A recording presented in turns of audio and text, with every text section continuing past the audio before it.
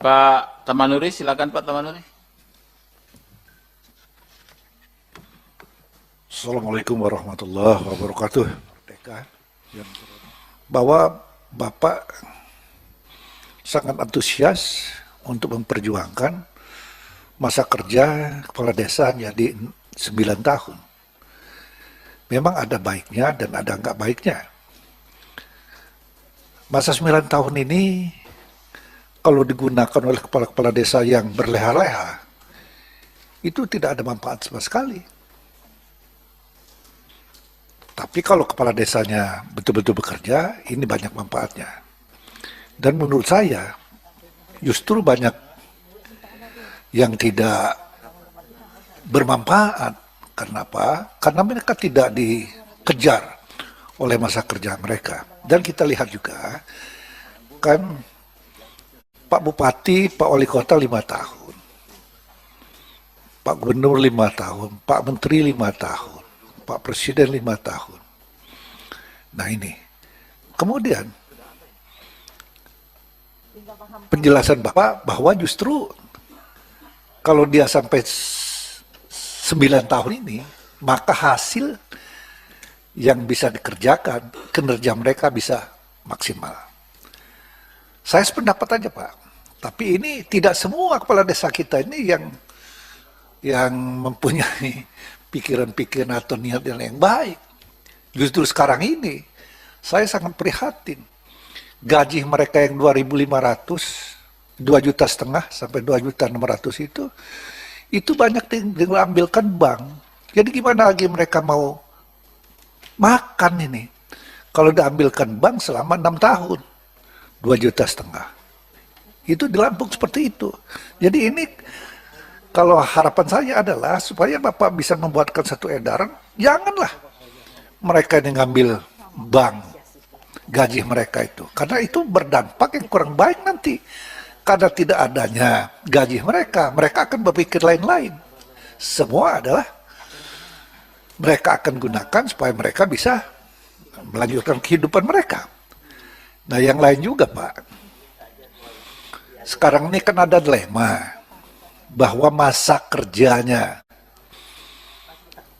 perangkat desa, kadus, kaur, dan kepala RT itu adalah masa kerja umur. Jadi umur 60 tahun. Sedangkan kepala desanya umurnya masa kerjanya 6 tahun. Nah jadi ini kan tidak seimbang. Kalau pas kepala desanya nanti yang terpilih itu tidak dapat dukungan waktu pemilihan dari para kepala dusun dan kepala RT ini atau kaur-kaur ini, maka tentu waktu mereka melaksanakan tugas itu tidak akan sejalan. Nah bagaimana ini saya harapkan kepada Bapak supaya kiranya bisa kita pikirkan untuk merubah undang-undang kita ini, disamakanlah masa kerjanya. Kadus juga, kaur juga, 6 tahun juga sesuai dengan masa kerja kepala desa supaya seimbang dia. Kalau enggak nanti ya enggak semuanya cocok sama kepala desa itu yang perangkatnya di bawah itu. Nah kalau enggak cocok ini yang jadi masalah Pak. Jadi dia mencari-cari kesalahan kepala desanya untuk dijatuhkan sehingga menghambat jalannya roda pemerintahan. Terima kasih. Assalamualaikum warahmatullahi wabarakatuh. Terima kasih Pak Tamanuri, mengingatkan persoalan kepala desa itu memang usulan yang menarik juga itu memang jadi pembahasan juga di tingkat masyarakat itu. Nanti kita ingin dapat penjelasan lebih jauh dari Pak Menteri sebentar. Pak Menteri, saya juga ingin memperdalam ini persoalan kepala desa ini yang 9 tahun usulan Pak Menteri.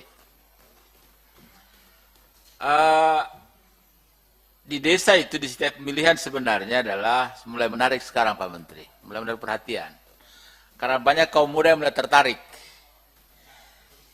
Banyak kaum muda yang mulai tertarik untuk menjadi kepala desa. Bahkan antara pilihan mereka antara kepala desa dengan calon anggota DPR, mereka lebih memilih jadi kepala desa. Ada orang yang seperti itu di desa. Menariknya oleh karena apa? Apakah mereka mau melatih dirinya sebagai pemimpin anak muda kita ini, atau mereka hanya mengejar persoalan ADD yang ada di sana?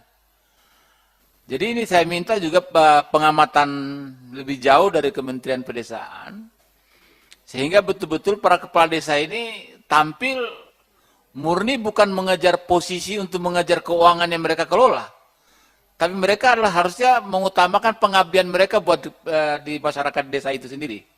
Itu yang pertama. Yang kedua, sifat-sifat masyarakat desa. Sifat masyarakat desa itu berbeda dengan kita, Pak. Mereka menyukai memilih orang-orang yang kadang-kala masih muda. Ada juga yang energik, ya. Mereka begitu suka. Tetapi ada yang mereka suka adalah kepala desa yang lemah. Kenapa yang lemah dia suka? Karena dia pikir orang-orang yang lemah itu dia semaunya masyarakat mengarahkan kepada kepala desa itu sendiri. Nah kalau umurnya tadi seperti Pak Sujadi sampai 70 tahun, 78 tahun misalnya, memang juga menjadi perhatian, menjadi apa namanya, kita harus menjadi perhatian khusus. Karena dia memilih kepala desa bukan bagaimana desa agar maju. Masyarakat memilih kepala desa itu bukan karena desanya maju, tetapi bagaimana cara memilih kepala desanya agar kepala desanya mau ikut maunya, dapat raskin lah, dapat apalah misalnya, kebijakan-kebijakan kepala desa yang semau hatinya masyarakat mau mengarahkan kepala desanya. Bukan dari cara berpikir kepala desanya ingin mengembangkan desanya. Apa yang saya ingin sampaikan dalam penyampaian ini Pak Menteri adalah mungkin kita butuh satu lembaga kajian atau teknik kajian dari Kementerian Pedesaan untuk memantau ini. Sehingga euforia para kepala desa yang kadang-kala syarat calon misalnya 5 itu yang mendaftar karena di atas 10 orang biasanya. Karena begitu antusiasnya mereka. Nah, pertanyaan-pertanyaan itu barangkali tadi perlu dievaluasi, sehingga betul-betul yang tampil para kepala desa ini adalah orang-orang yang handal, sebagaimana yang menjadi tujuan Pak Menteri, bagaimana desa dikelola dengan baik, yang pada akhirnya ADD atau dana desa yang kita masukkan ke daerah, ke desa itu termasuk ADD yang dimasukkan oleh APBN itu adalah bisa bermanfaat betul buat pembangunan desa di seluruh Indonesia. Karena kita percaya bahwa membangun Indonesia dari desa itu akan jauh lebih bagus memang. Karena kalau dana APBN kita terpusat semua di pusat, di kota-kota, desa akan lambat terbangun. Dengan cara ini akan bagus, selama itu kepala desanya betul-betul menjalankan pola berpikir membangun desa dengan baik, dengan memiliki sumber daya manusia yang baik. Tapi kalau dia hanya mengejar bagaimana mendapatkan ADD, dan kemudian pada akhirnya bisa mendapatkan keuntungan-keuntungan pribadi, itu menjadi salah program pemerintah kalau tidak segera diatasi. Kira-kira itu penyampaian saya Pak Menteri kepada Pak Menteri. Mungkin Bu Sri masih ada? Cukup ya. Barangkali itu Pak Menteri, kami persilakan Pak Menteri untuk memberikan tanggapan. Terima kasih Pak Ridwan Baik, Ketua Pimpinan Komisi, Pimpinan Rapat. Bapak Ibu sekalian yang saya hormati, terima kasih atas beberapa masukan, saran, dan tentu pemikiran-pemikiran yang positif dan konstruktif untuk peningkatan percepatan pembangunan desa dan pemberdayaan masyarakat desa. Dan wacana masa bakti kepala desa. Jadi sebenarnya diksi tentang masa bakti kepala desa itu bagian kecil dari sebuah diskusi terkait dengan penataan pembangunan desa yang lebih holistik. Nah, termasuk kemudian dari diskusi hasil pertemuan dengan kepala desa, mereka mengusulkan agar ada review terhadap masa bakti kepala desa yang sekarang 6 tahun, yang dinarasikan bahwa 2 tahun pertama, nah ini narasinya kepala desa, 2 tahun pertama itu menyelesaikan friksi, konflik, karena konflik pilkades itu jauh lebih mengkristal daripada konflik friksi dari pilkada, baik bupati maupun gubernur maupun pilpres. Nah, kemudian waktu efektif untuk membangun itu cuma 3 tahun, karena 1 tahun terakhir menurut mereka itu sibuk untuk persiapan pilkades berikutnya. Nah, kemudian Kementerian Dalam Negeri membuat kebijakan yang sangat bagus, di mana sekarang tidak lagi ada PJ atau PLT yang ditunjuk oleh bupati. Jadi pergantian antara waktu kepala desa itu ada dan itu dipilih, meskipun bukan oleh seluruh hak pilih, tapi hak pilih memilih wakil, wakilnya lah yang memilih kepala desa pengganti antara waktu.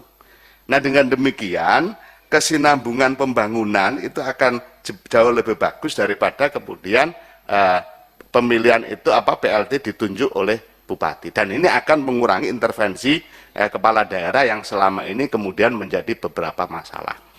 Nah dari situ sebenarnya diskusinya itu bergulir.